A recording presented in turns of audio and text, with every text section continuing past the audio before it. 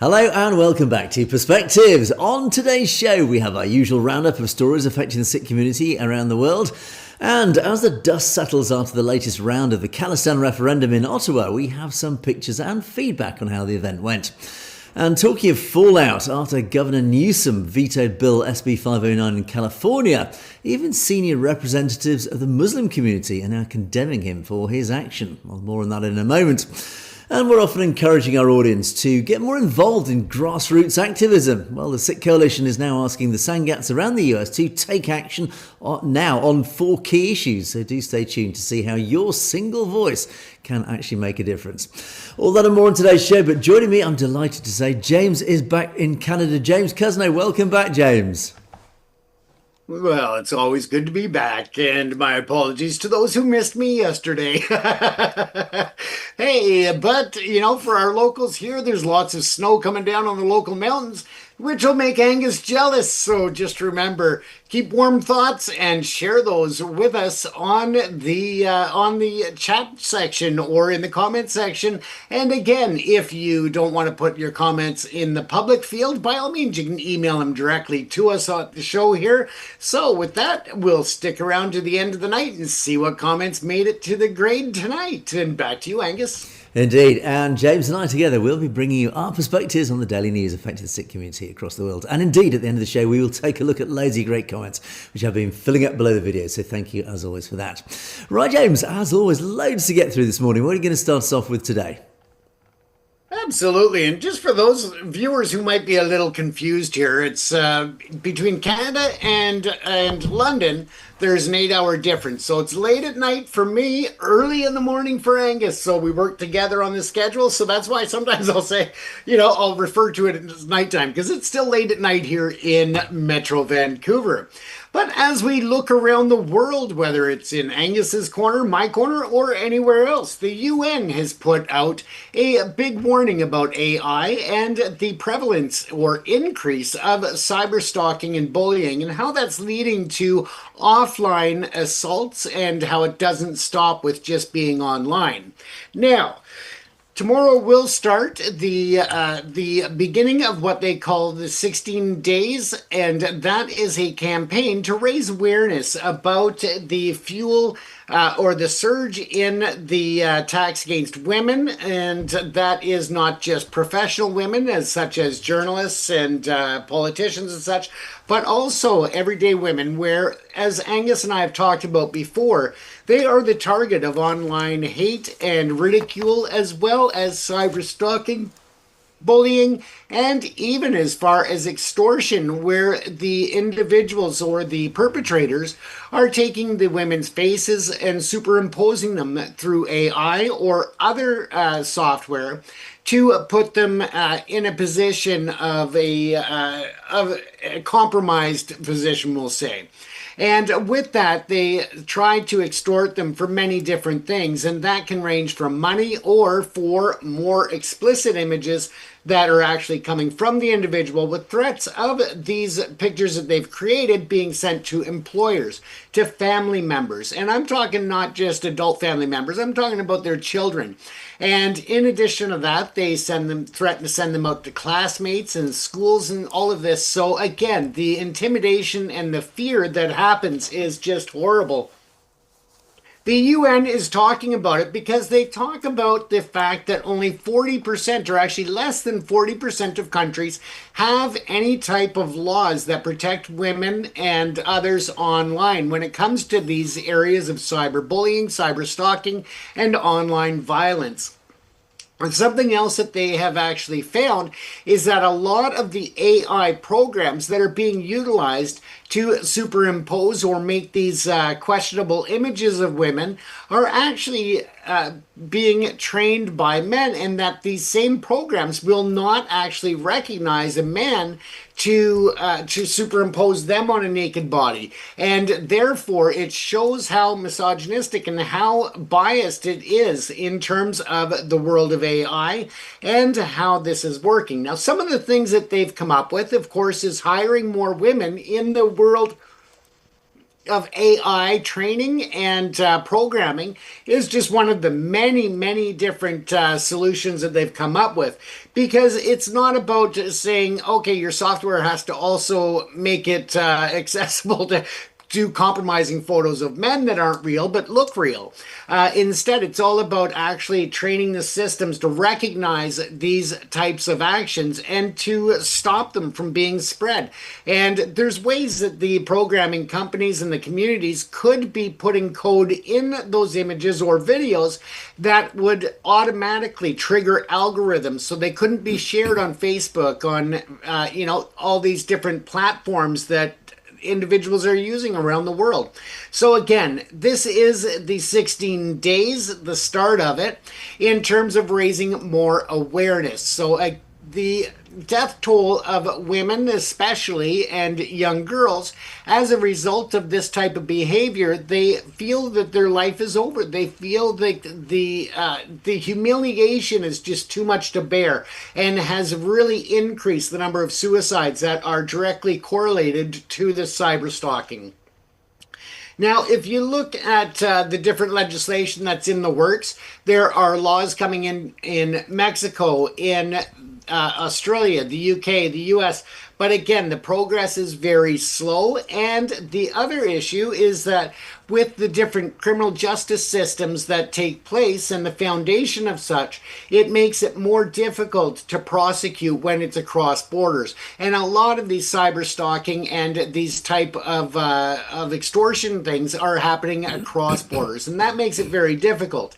There has been some success in cross-border prosecutions, but that was in a very severe case where, again, it led to a young teenager's suicide here in Canada, and a foreigner was actually held responsible in their home country. But it's a very rare, not a common way that it gets dealt with. So again, so many of these perpetrators are getting away with it, and they feel empowered because of the fact that the laws have not caught up. And that's something that the UN is really pushing all nations to do, and that is to catch up the legal system to the technology and try to keep up with it, because as fast as the technology changes, then of course the laws are years behind before they actually get anywhere.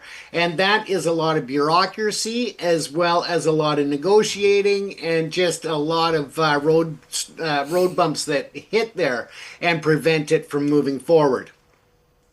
There is, again, from the 25th of November to the 10th of December, what they're calling the No Excuse campaign. So if you find videos online that you think would be helpful to educate people, especially women and young girls, teenage girls and such, but also men, on how to behave more respectably, then that's great. Share them in hashtag no excuse and hashtag 16 days. Again, it is very, very important that the men in our community, especially the younger ones, start to take accountability and understand the damage that's being caused. It's not just an anonymous world online. It has real world consequences that travel outside of the computer, outside of the cell phone, and really, really can impact somebody's life.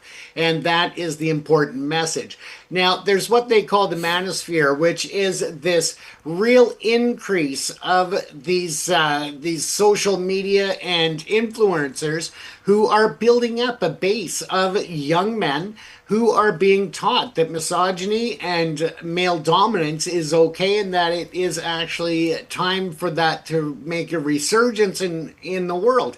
And we know that that is wrong, and we've got to counter that narrative. So again, if you're interested in more of that, you can find it on the United Nations website, un.org, and just hit the news section. You can find some great articles in that. But again, if you find things online that would help to educate others, then I encourage you over the next 16 days especially to use that hashtag and to share it openly with others, because it's a huge problem that is real world consequences. And the last thing we'd want to hear is, one of our viewers, or, maybe a parent of a child, or anybody. We don't want to see that happen. So again, let's be a part of the change for the positive. And by all means, put your comments in the comment section. Let us know what your thoughts are on this.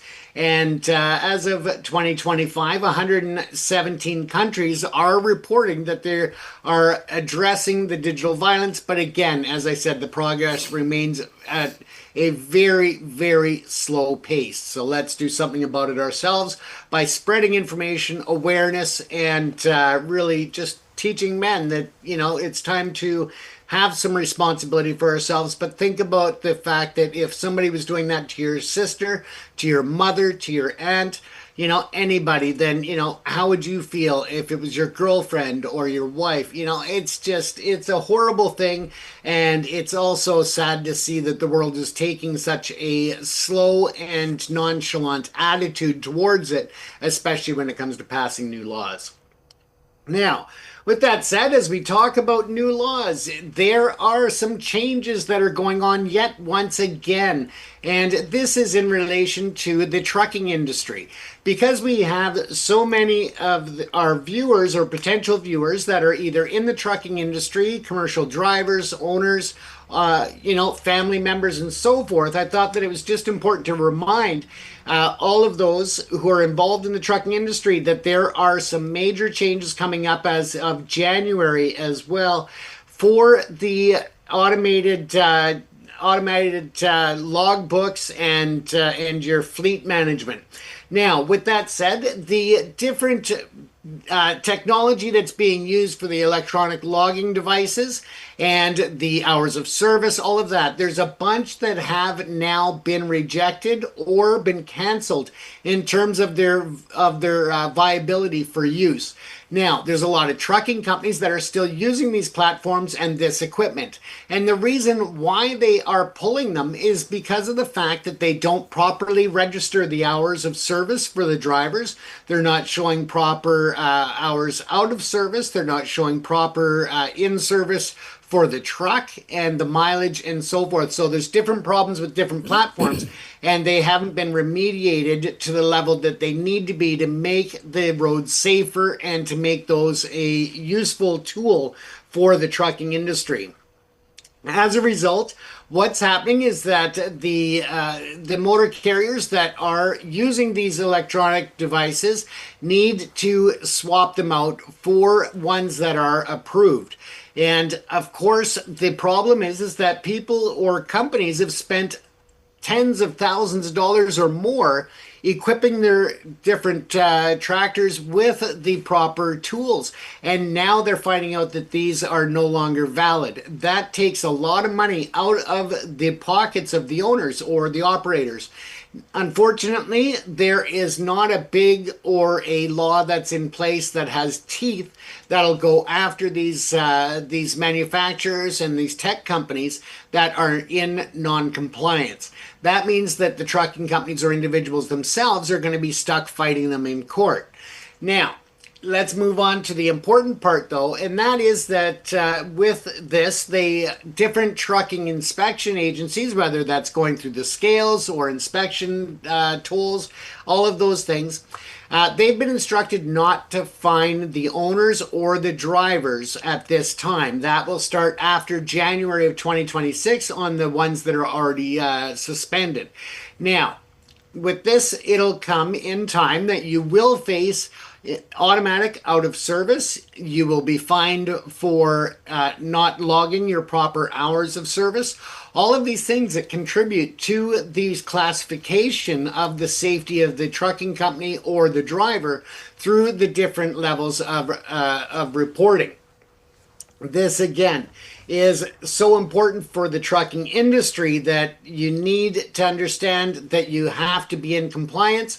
Or if you find that your equipment is not eligible for the program or has been suspended from the program, you have to immediately go back to paper logbooks and paper inspection and hours of service. So that is very important that you have to revert to that.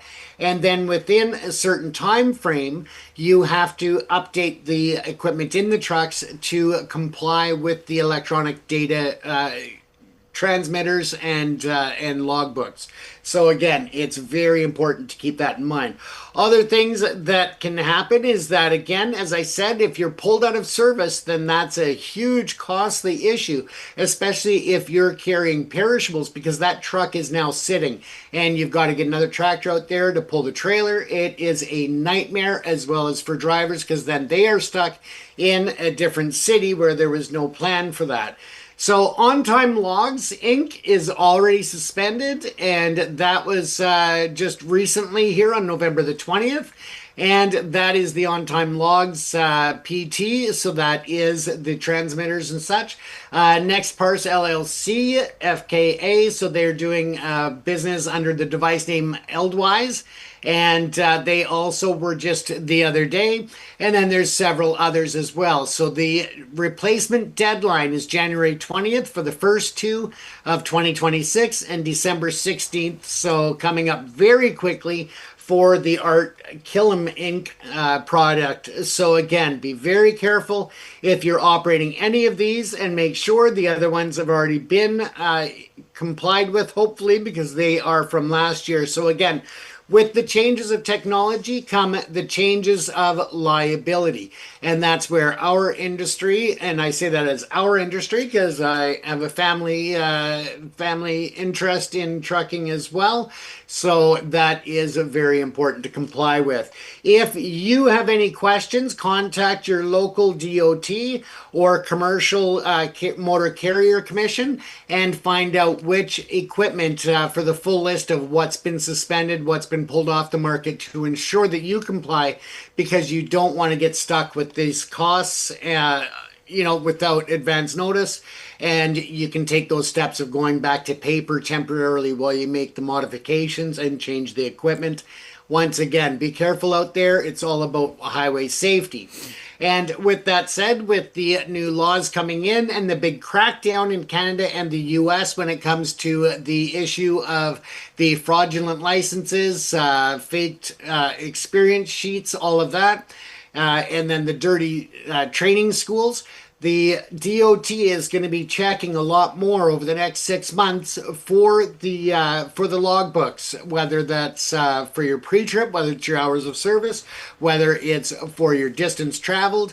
All of these things are going to be looked at, and that includes, of course, the driver.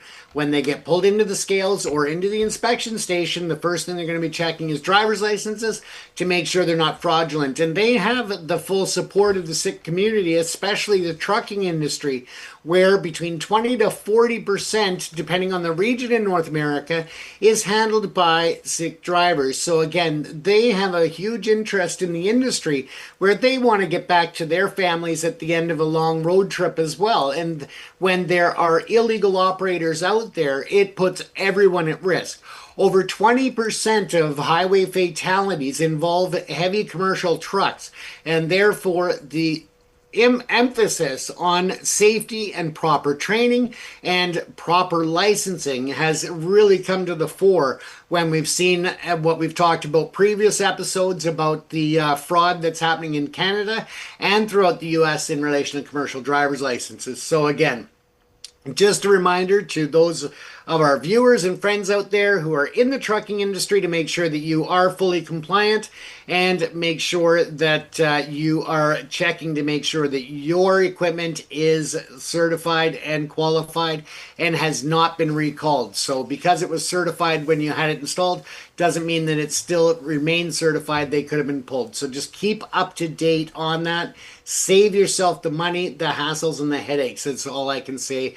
We just wanted to make sure that we got that information out to you and share it with others as well within the industry. We want to make sure everybody is safe out there on the highways.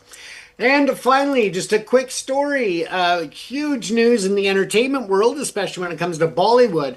A an actor who has been in the industry for over 60 years and was acting in over 300 movies, has passed away. At the age of 89 years old, Dharmendra Deol has passed, and he apparently has been battling some health issues over the last month. He was in and out of hospital, but he has just passed away yesterday. And, I just want to bring that to the audience here because he is from Punjab and he went to Mumbai at a very early age. And in doing so, he started in his first movie in 1960.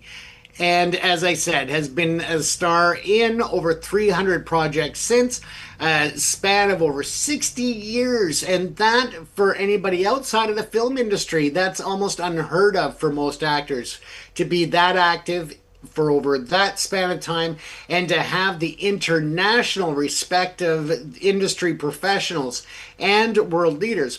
Something that many people may not realize, and that is that he also spent some time as a lawmaker in the India Parliament from 2004 to 2009. So he also was well respected in the realm of politics.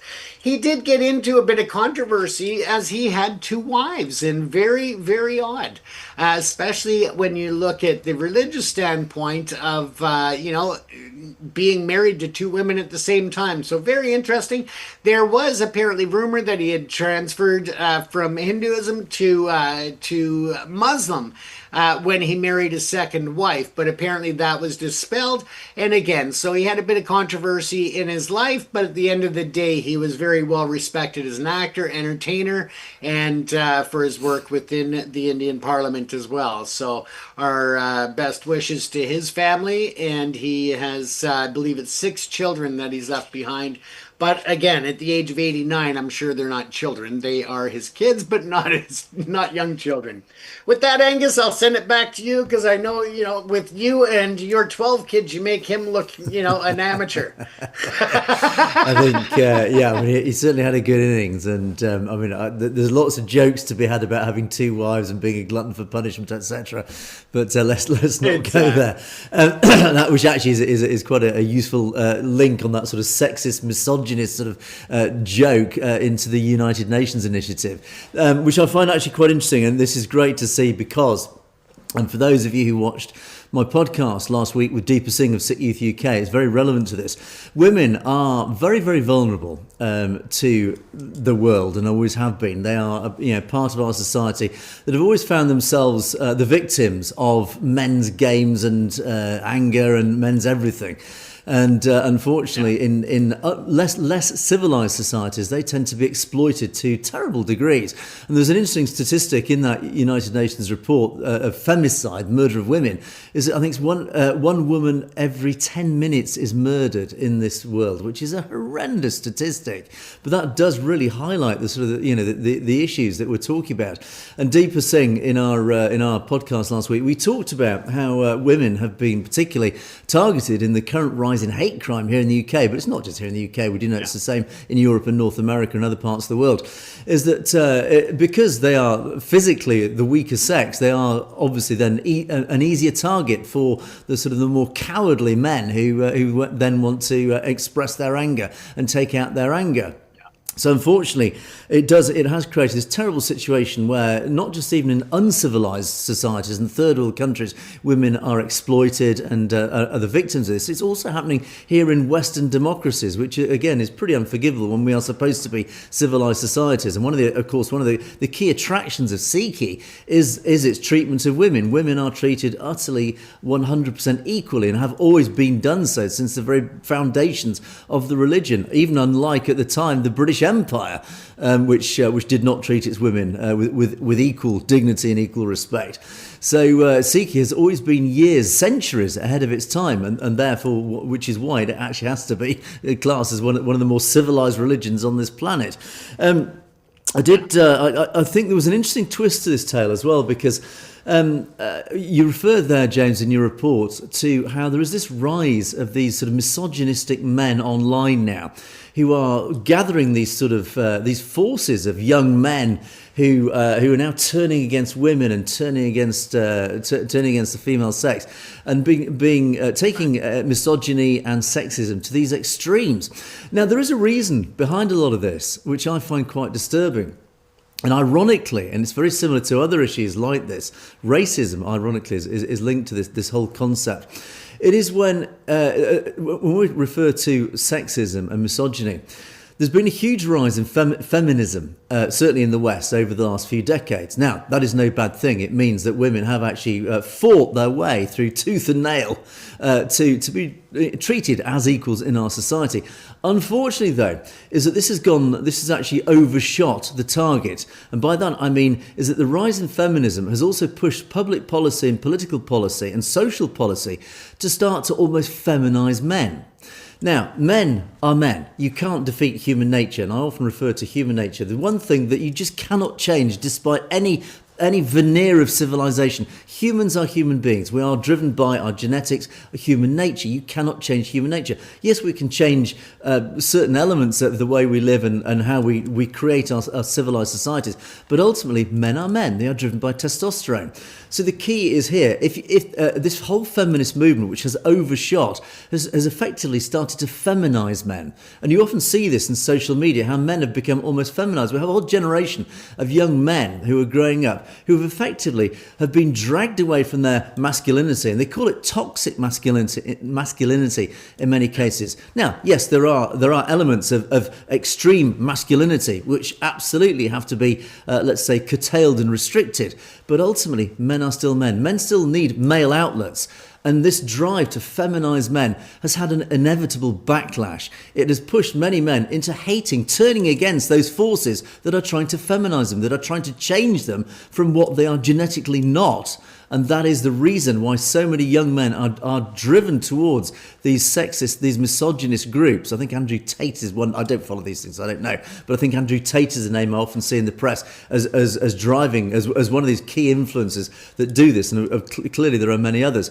And the reason that young men are flocking to these banners is because they are facing these huge forces from the feminist side. And usually it's these left-wing, it's the left-wing extremists, the do-gooders often as they're referred to, that are sadly driving this. And it's been the same with things like racism, immigration, the trans movement, all these sorts of things, where they've overshot. They've come with good intentions to treat everybody as equals, but they've actually overshot it, and they've driven it too hard, too fast, too much, and the backlash actually then proves counterproductive. And that's exactly, unfortunately, what's happened here, is that there has been a rise in misogyny and sexism from certain elements of the male society because they have been pushed by these same forces into, you must treat women not just equally, but you must actually elevate women above. And in fact, you're making women superior to men. So, of course, the natural backlash of that is, well, no, and they're pushing back. So that is the reason, sadly, in this is particularly in the Western democracies. This is why we're seeing the rise of this in Western democracies.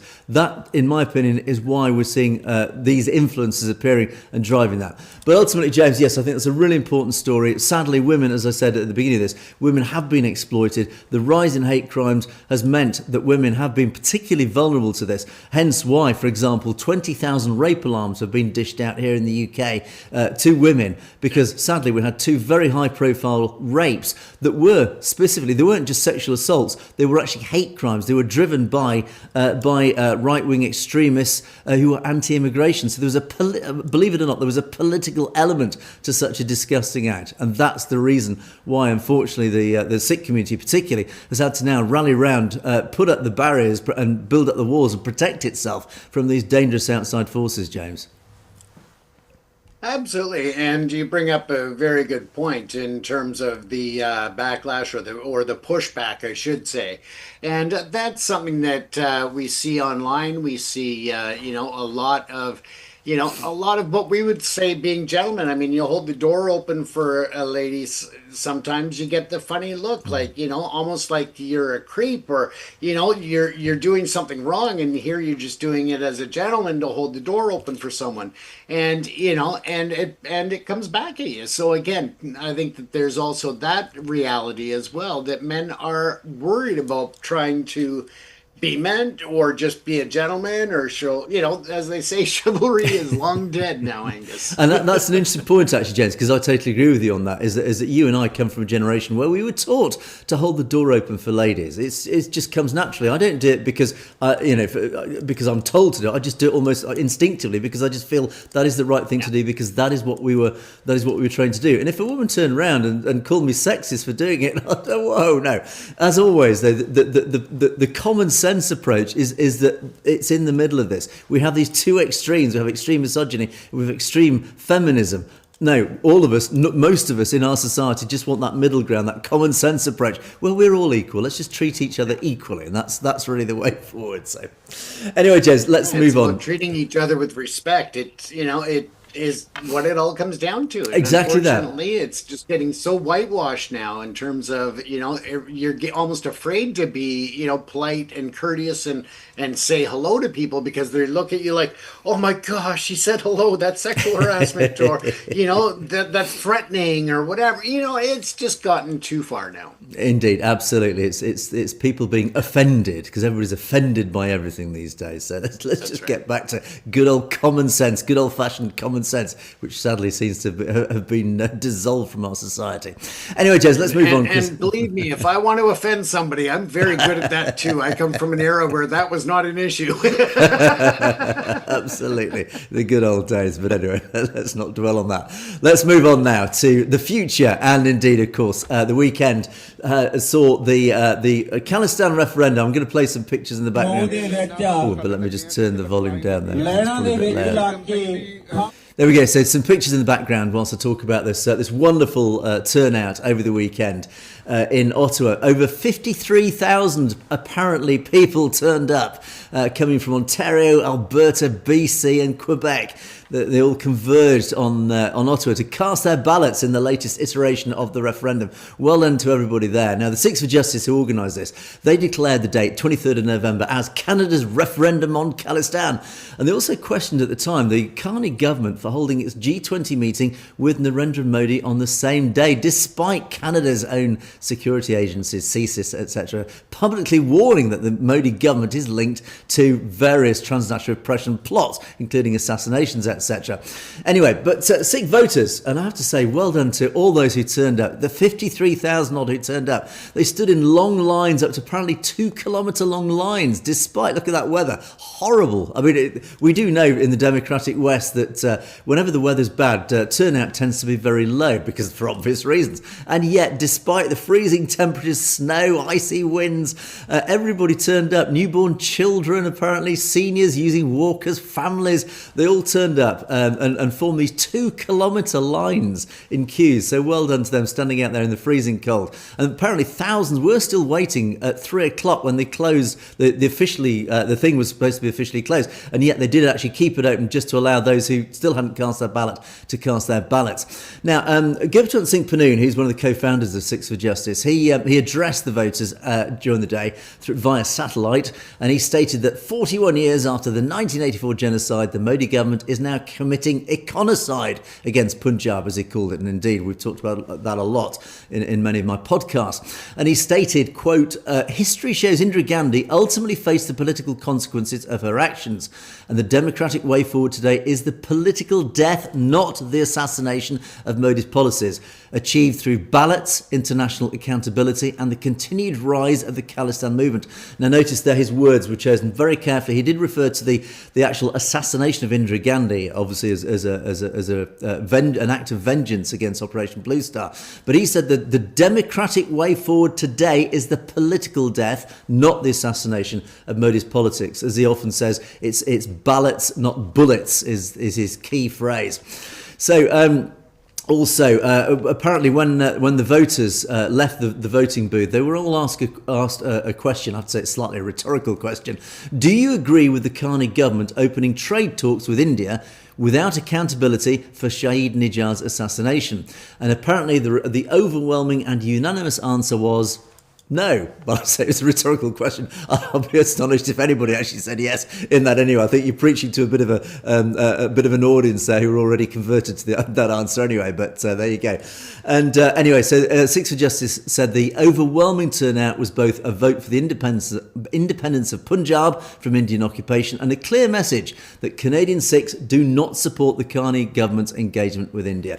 So there you go, James. I think fantastic looking at that. As I say, it looks a horrible day. Well done to all those who turned out. It must have been horrible standing out there in the freezing cold, but 53,000 turned up. A great day, I would say. Absolutely. Look at all those smiles, Angus. Everybody's just so excited and appreciative to have the opportunity to cast their ballot. And remember, they are free to cast their ballot, yes or no. It's not that everybody there is saying yes to Khalistan. Some may vote no, but overwhelmingly, I think that it's a positive sign, and I think overwhelming also that we know where most people were casting those ballots in favor of. And, of course, Ottawa, Canada's capital, the home to all our major federal politics. And this image here just shows that there is a snowball's chance in hell. Well, I think with all those politicians, that's Ottawa.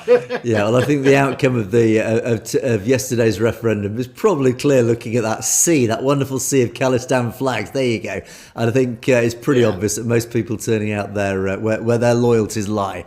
So well done to everybody there, and fabulous turnout, and how nice to see all those lovely Khalistan flags flying their glorious colours down that long snake of people, 53,000. So well done everybody in Ottawa and the region for turning out for that. Right, gents, let's move on now. As I say, I've got still quite a bit to get through this morning, and I'm going to talk about SB 509. Now, we do know, as we reported some weeks ago now, that Governor Gavin Newsom of California vetoed this bill, SB 509. SB 509 was this bill that was going through, and it had huge support, multilateral support from so many different organisations, different ethnic communities, different religious backgrounds, different religious organisations. They said this bill is a very good thing. This bill, as we do know, it was all about helping the law enforcement and state agencies in California to train their personnel on how to deal with transnational oppression, how to recognise it, how to deal with it, inserting policies, etc., to obviously combat it, recognise it, and do things about it. Unfortunately, despite the fact that it was almost unanimously, I won't say it was totally unanimously, it was almost unanimously supported by society in California. It didn't pass, and the reason is, we believe, and it's pretty obvious, is that there were opposers to the bill, and essentially they were Hindutva organisations, or people representing Hindutva, or people influenced and manipulated by Hindutva. And it is very clear that Governor Newsom himself clearly was a victim of manipulation from Indian Hindutva forces, sadly. Now, I just want to quickly flash through a report, or an article that was written by Mohammed Jawad, that's appeared in the public domain now.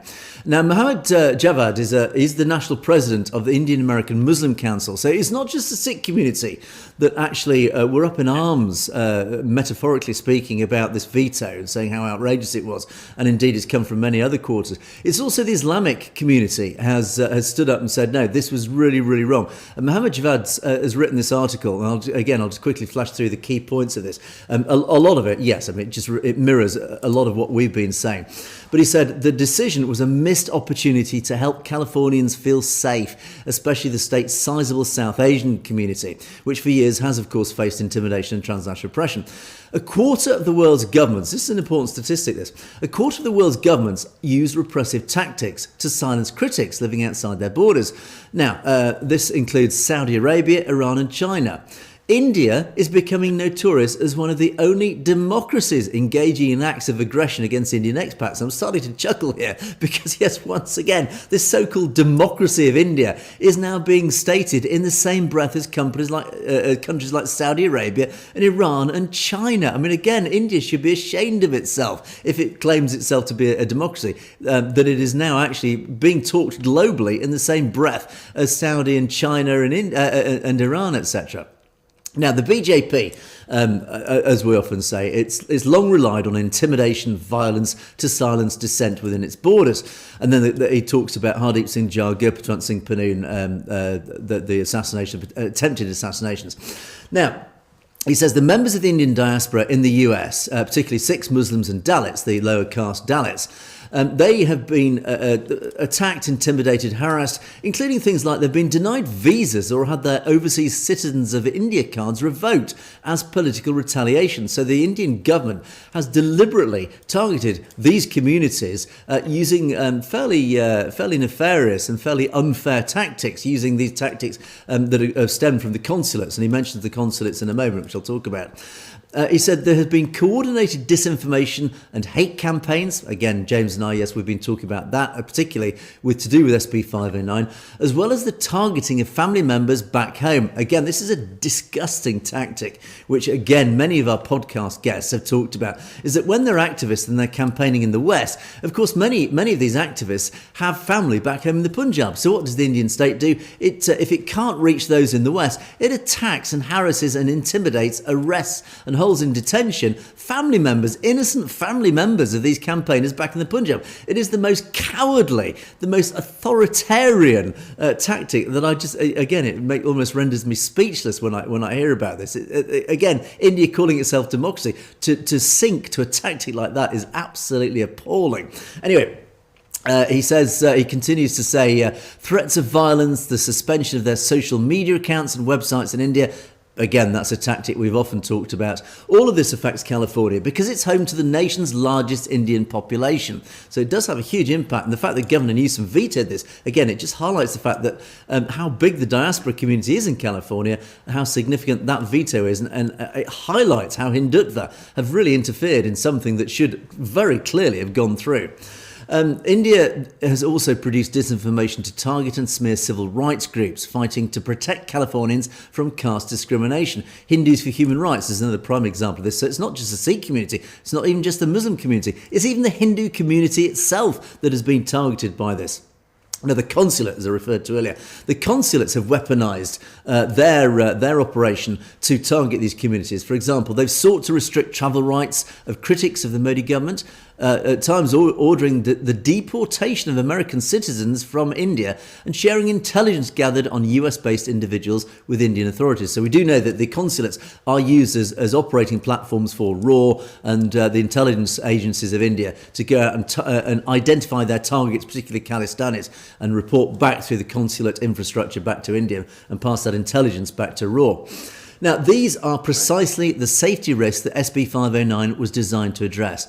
Newsom has left law enforcement ill-equipped to identify and respond to such attacks, especially when they are abetted by US-based groups, of course referring to the Hindutva organisations that exist in the US, like Kona, Hindu American Foundation, etc.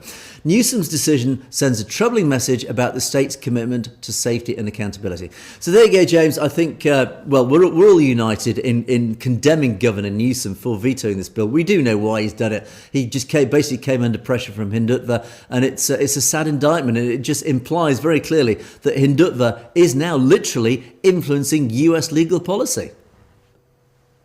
And what concerns me, Angus, about this is we were talking about AI just a little while ago, and the influence that online research for some of these politicians, when they are not taking the time to actually study and look at the statistics that are provided by official sources, and instead doing basic research online, going, oh, well, this isn't such an important issue, because they are getting biased results from all of those bots and those false propaganda machines that are just feeding that information online.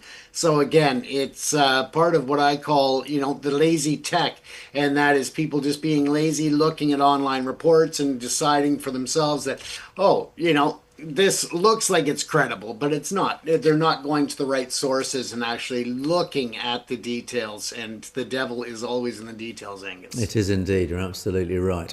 And then I'm just going to, as a final story, I'm just going to flick through. I talk regularly about grassroots activism. It really does have an impact. And as we've often demonstrated, how it can really, with these united voices, really change policies by pressuring these issues up through the political chain, up to those decision makers makers who then have no choice but to take note of it.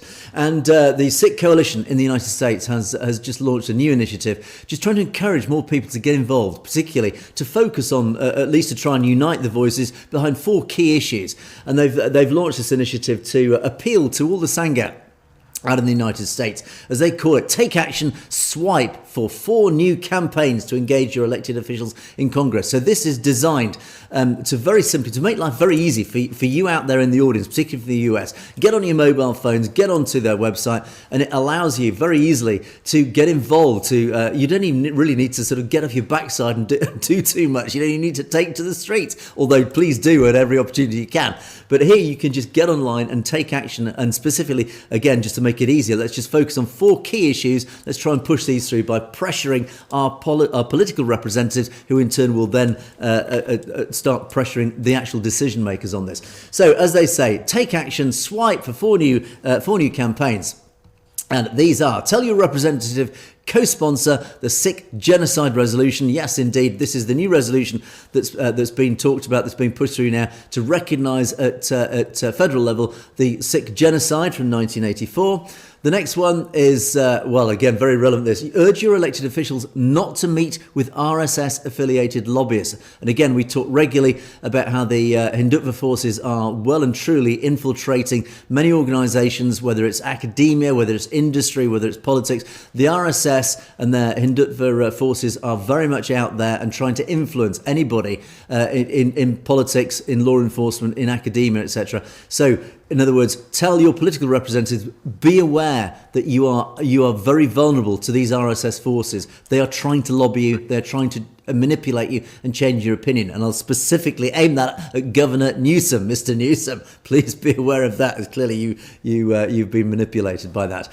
Tell your elected officials, support the Religious Workforce Protection Act. Now, this is a very detailed, specific act. We don't have time to go into detail, but basically it's all about non-immigration status. It's extending non-immigration status, and it's allowing those who've entered the United States in recent years to still continue to look for work or gain work, even if their immigration status hasn't actually been satisfied or cleared or clarified or whatever. So yes, support the Religious Workforce Protection Act.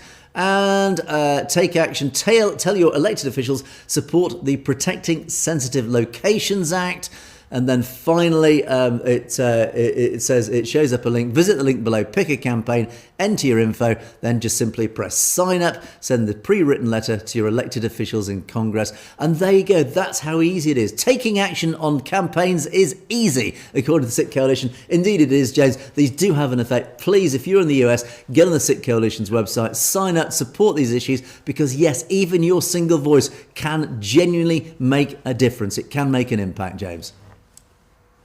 Absolutely. And let's take a look at a side product or a byproduct of this, Angus, is that over time, when the Sikh community is reaching out to the parliamentarians or the politicians, in the US, in the UK, in Canada, it also reiterates to those politicians of non-Sikh ancestry or background or culture, religion, all of that, it reiterates the values and the principles that Sikhi is based upon. And that goes a long way, in my belief, when the time comes for them to recognize Khalistan as a sovereign nation as it's formed. I think that when they understand the principles behind Sikhi, I think that that will also translate into their support on the international stage of Khalistan. No question at all. A very good point there. And talking of which, let's move on to our comments section. Loads of comments to get through today. So thank you for to our wonderful audience, as always, for your loyal support and your interesting comments that came pouring in. And today we're just going to focus on the podcast I did with Deepa last week. And again, loads of comments after that video. All very interesting comments, very pertinent comments. TC starts us off, one of our regulars. Hi TC, thanks for your comment. Great work. Practical help and awareness for vulnerable individuals in the community. Self-defense training and street awareness is necessary to avoid what you call freezing. Of course, when you're under trauma, and particularly as a lady, if you're attacked, one of the instinctive, for some reason, the biology causes a woman just to freeze, whatever defense mechanism it is. And the only way to change that is just through training. It's through drill. It's through practice. It's being taught what to do and how to deal with these situations. Collective democratic decision making on the best way forward, considering the forces at play, provides a better footed approach to tackling these issues in an effective law law-abiding way. Great podcast. It was indeed a great podcast, TC. Thanks for that. And so Deepa did bring out a lot of issues. But once again, James, it does highlight how vulnerable the women are in our society and that we have to rally around to protect them. It's outrageous that we even have to think to do that. Absolutely. And I mean, it's another thing that when we look back at certain aspects, Angus, where men are afraid to get in to stand up for a woman who may be being attacked because they don't want to get accused of being an aggressor either. And I think that's a dangerous pattern that's really growing and one that we need to reverse. We need to make sure that if a man stands up to prevent violence or to stop it in its action, then they need to be recognized as being a hero, or at least being on the right side of it, and not to have it turned against them either. Yeah, what a world we live in. We often see on social media these videos of women being attacked in public, like on the tube here in London. There have been all sorts of social media videos where some pretty unpleasant characters have turned on women in public, and everybody's just watched and filmed it. I mean, the worst thing is people with their mobile phones will film these incidents and not actually intervene and try and protect the victim. Anyway, I despair. Harjinder Shergill, thank you for your comment. Now, you raised a point here saying, look, you're saying that rape alarms, it's pointless to issuing rape alarms. Is these girls should come and become Amrit Dari Sikhs and carry some kind of pepper spray, but rape alarms, what a waste of money and time. So basically, I think the point being raised here, Harjinder, is that you're saying that these women should actually come closer to Sikhi. They should become Amrit Dari Sikhs, which in turn will help them. Well, they can carry the kirpan for a start. They become, I suppose, better trained is the point that you're making. But Stay Safe comes back and says, look, it's not a decree. That we're not the Taliban here. We're not trying to force women to become Amrit Dari Sikhs, to get closer to Sikhi by becoming Amrit Daris. And it shouldn't be mandatory to get a kirpan. That is not the spirit of what being an Amrit, of going through Amrit is all about. Sikh should focus on inclusivity. Chardi Kala, that wonderful word, is yearning for Sikh help. Preaching can push people away. That's a very good point, James, is that if you push people towards it, their natural reaction is to resist it. Sahajdari Sikhs, Sahajari, I can't even say that word. Sahajdari Sikhs also contribute to our Sangat. Even though if you're not an Amrit Dari Sikh, even those who are Sahajdari Sikhs still have a role to play in the Sangat. Sikhi values freedom of choice, self-discipline. Anyone wanting a closer connection to the Guru can take Amrit, which is really the most sacred. And as you say, you're ready to take that step towards Amrit, which is I'm ready to take the Guru's path completely. Sikhi welcomes women. Sikhi speaks the women's language. That's why cause help other cause. We have a space here, adding joy to the faith, sharing their tasks, etc., etc. So I mean, basically, I think that the key point here is you can't force women to become Amrit Dari Sikhs. You've got to come to these things voluntarily. It's got to come from within. And the final point there about cause protecting other cause, it's not just cause protecting cause and forming a ring around themselves. It's all about all of us in our whole society, not even just among the Sikh community, which of course is rallying around and protecting itself. It's all of us from all our communities need to rally around and protect, because those who are attacking us are actually the extremists. It doesn't matter what their background is. They're just extremists. They are the fringes of society. They're the people that we all need to turn our ire against, James. Absolutely, and I mean we've got to do better in making sure that society stands up for the victims of violence, whether that's women on the transit systems or men in the workplace or anywhere. Anybody is, I'm just saying across the board. The justice system has to kick in. They have to hold these perpetrators accountable and not have a revolving door in a justice system that can spin them out as fast as the officers can arrest them. Indeed, I like that phrase. Sikhi values freedom of choice and self-discipline. So thank you for that. Stay safe. Yeah. Narinder Singh Marway says India has never genuinely sat with Sikhs and helped them or support them to sort out the issues. I also think it's too late now, as India constantly involved to create problems for Sikhs and treating them as second-class citizens.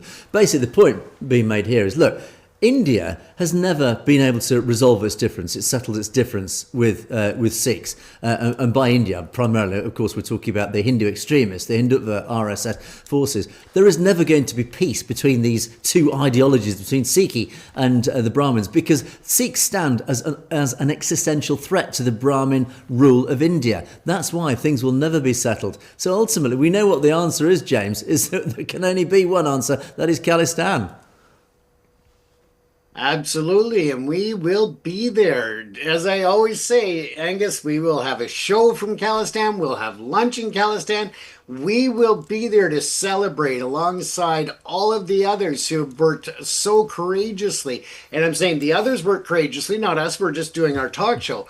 But we will be there to celebrate those who fought courageously to make it happen. And Ping Pong, I didn't realise this. Thank you, Ping Pong, for your comment. Good to see Tommy Robinson linking this podcast. So I went and actually had a look. And indeed, Tommy Robinson, for those who aren't aware of who Tommy Robinson is, he's a British campaigner. He's a right-wing campaigner. He's suffered humongously from the British state because he has actually become a focal rallying point for the right wing. And I'm not talking extreme right wing. Originally, he was accused of being an extremist, but he's actually now become a focal point just for people who are just slightly right of centre. Because he is becoming, again, a voice for those who didn't previously have a democratic voice. And people are rallying behind him. And as a result of that, the British establishment is scared of him. And as a result, they are turning on Tommy Robinson and doing literally everything they can, almost to the point of becoming almost India in its treatment of Tommy Robinson, and how India treated Amritpal Singh. They are doing effectively the same with Tommy Robinson. I'm ashamed, actually, to sometimes say that we in the UK are a democracy and we follow the rule of law. We only need to see what's happened to Tommy Robinson. And I'm not pinning my colours on Tommy Robinson's flag. I'm just saying, as an individual, him being targeted by the British state and the British establishment is very concerning. I don't care what his politics are. The fact that any individual has become a target of the British state in the way that he has, that almost flouts the rule of law, is very concerning. But anyway, that's a side issue. But Tommy Robinson has actually also been linked, ironically, to the right-wing forces of India, because, of course, right-wing has allied with right-wing in India. Tommy Robinson, I sadly feel, has not realised what he is aligning with, the Hindutva forces in India and what they represent, because he's also actually a very good friend of the Sikh community. He has mixed with Sikhs and he's mixed with a few fake Sikhs, let's say, as well.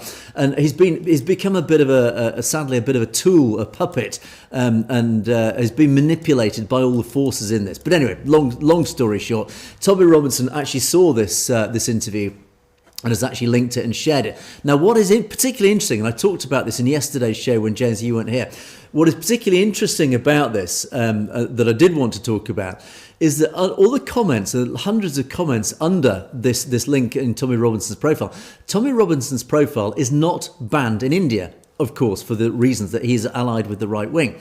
And so, of course, all the Hindutva forces saw my interview with Deepa. And you look at the comments, and it did make me chuckle, because comment after comment after comment, and you'll see a comment coming up shortly, referred to this terrorist over my shoulder here. Of course, Bindran Valiji, obviously not a terrorist, but of course he is a terrorist in the eyes of Hindutva RSS and manipulated sheep of India. Those who can't think for themselves, those who have completely been completely inured by the propaganda of the RSS, believe that Bindran Vali, this guy who basically just stood up for basic human rights in the Punjab, who was murdered by the Indian state in 1984 after a heroic stand during that terrible, absolutely appalling attack on the Harmandir Sahib, the Darbar Sahib. They referred to him as a terrorist. The guy wasn't a terrorist. He was simply standing up for his basic human rights. But anyway, yes, loads and loads and loads of comments talking about Bindran Valiji, etc., etc. And it was interesting then, James, because it highlighted the very fact that we are banned in India. And sadly, I couldn't respond to all these comments, much as I wanted to say, well, why do you think Satluj TV is banned in India? Do you think you are living in a democracy where the truth, you are actually being hidden from the truth? You're not allowed to hear the truth. You're not allowed to hear the other side of the story. You are being spoon-fed this narrative from your government, this one-sided narrative, which is completely manipulated, untrue, the untruth, and yet you stand up and you parrot all this propaganda when you actually have no idea really of how you are being manipulated, etc., etc. So there you go, James. It was quite an interesting link to see that from Tommy Robinson. It is, and I've heard you speak of Tommy Robinson before. I've seen a bit of news about this individual, but I really don't know a whole lot about him beyond that. And we don't hear a lot about him here in Canada. So, And again, as I said, just to reiterate the point, I don't care what his politics are, whether he's a far left extremist or a far right extremist. The fact that he's being targeted by the British establishment, firstly, implies that how scared the establishment is of him, but it's the methods they've been using to try and silence him. And these are methods, frankly, that belong in India, which in turn belong in China or Russia. And it's absolutely appalling for a country that believes in freedom of speech. I don't, I might not agree with you, but I will fight to the death to defend your right to say what you believe. That's the key that we should all align behind. Here we go. Critics Corner. Finally, at last, Critics Corner. And again, this comes back to the Tommy Robinson point, and I did actually make this point in yesterday's show. The reason why Critics Corner is such a rarity these days is because simply we are banned in India. Is because if we were broadcast in India, we would have probably 2 million subscribers. Our videos would get hundreds of thousands, if not millions of views. But in turn, we would also get pages and pages of Hindutva rude comments. But the fact that poor India is denied the joy of satellite TV, thanks to the Indian censorship, is that we only get a very few. And of course, these people are either looking through a VPN or presumably they're actually based out in the diaspora, because of course the Hindutva do operate in the diaspora. And as I said yesterday, Hindutva forces in the diaspora have bigger issues that they're targeting, that they're looking at. Is that our little corner of the internet on satellite TV or television, is they tend not to target us so much, and why sadly we don't get so many comments. But anyway, RRA, thank you for your comment. Anyway, you've got a divisive figure behind you. Divisive. Who did the division? It wasn't Bhindranwale who did the division. It was the Indian state. They're the ones targeting the Sikh community. They are the ones who divided the Sikhs away from the rest of India. So Bhindranwale was just a reaction. He was a response to the Indian state division. Why would you have his portrait up? Because I respect the guy. His portrait, don't forget, stands in every single Gurdwara around the world. And again, talking about the Hindutva forces, saying, why is this terrorist portrait behind me? Because his portrait also stands in every single Gurdwara around the world, this so-called terrorist. In other words, you're talking absolute nonsense. Typical white bloke causing division amongst Indians. Partition of 1947 wasn't enough. This white English tool wants more division. Actually, it's funny you should say that, because yes, I do want more division. I want a division between India and Khalistan, because I think that is the only peaceful solution, the only democratic solution to bring peace to this region, to allow the Sikh community in the Punjab, and of course the whole of Punjab, including Hindus, Christians, whoever, it doesn't matter their background, but the people of Punjab will finally be left alone by the Indian state and the persecution and the oppression that the Indian state have been doing. So that is the division I am trying to provoke, trying to promote. Absolutely right, RRA. I am pro-division. I am pro-Khalistan. I make no secret of it, James. Absolutely. And I mean, all you have to do is look at reports from the UN and from, Human Rights Watch, from Amnesty International, to see how wrong some of this is, in terms of the fact that what has India done to all minorities over decades of oppression and crimes and genocide. I mean, the facts are the facts, and that's the reality of it. Yeah, and just to pick up on the other comment there, typical white bloke causing division amongst Indians. No, I'm not actually. If you were a regular viewer of our show, we are great lovers of India. We're not trying to divide India. We're just, the other division we're trying to create is the division between the majority Indians and the Sikh community against the Hindutva RSS forces, the extremists, the nationalist extremists of India. They are your enemy, they are our enemy. We are all united, including the people of India, against these people who are holding ordinary Indians essentially in a straitjacket of the caste system. And there is only one people who benefit from that. That is the upper caste Brahmins. That is the other division that I, as a white bloke, are trying to highlight and promote and make you aware of that. So unfortunately, RRA, I would suggest, thank you very much for your comment, but please open your eyes, listen to what is actually going on out there. It might broaden your horizons a little, but thank you anyway. We do appreciate the revival of Critics Corner. And finally, we must rush on now because we're running out of time. Satbachan Singh, thank you for your comment. Always nice to hear the truth about the news from the Truth Teller twins. Well, that's what we're here for, James. We're here to tell the truth. And, we could almost be triplets with this size, but And ready I'll count as two. ready upon ready. Thank you to all of the team and all the Sikh temples. Well, yeah, indeed. And thank you to our audience, as always. And as the last few comments, Harry saying, Bajik Kaur, stay safe. The Sat Sri Akals from everybody, lots of emojis. And Gurbaj Singh gets the final sign off of the day. Waheguru Ji Ka Khalsa, Waheguru Ji Ka Fateh. Khalistan Zindabad. A great sign off as always, James. Absolutely. And we appreciate it for everybody, for all of the comments and even the Critics Corner. We love the comments. We appreciate you taking the time to interact with us. So thank you to all of you. Indeed. Thanks very much for all your comments. Do keep them coming. Do let us know anything you'd like us to talk about. Do let us know in the comments, or indeed in across our email message at satellurgetv.com, where you can talk to James and myself directly. But that's it for another day. Thanks so much for watching. It's a goodbye from me. It is a goodbye from James. Stay safe, everyone. You have, of course, been watching Perspectives. We will see you next time.